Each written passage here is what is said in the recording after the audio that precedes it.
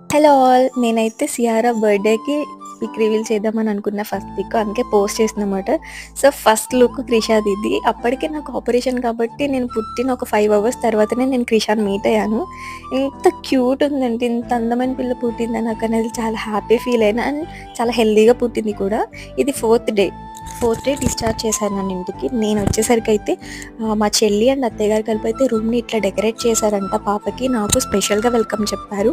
మా ఇంటి మహాలక్ష్మి కాబట్టి అని చెప్పేసి వెల్కమ్. ఇంత అలా సెలబ్రేట్ చేస్తారనేది అసలు ఎక్స్‌పెక్ట్ చేయలా. కొంచెం కూడా గెస్ చేయలేదు ఇంత ఉంటుందని చెప్పేసి. జనరల్‌గా వెల్కమ్ చెప్తారని తెలుసు.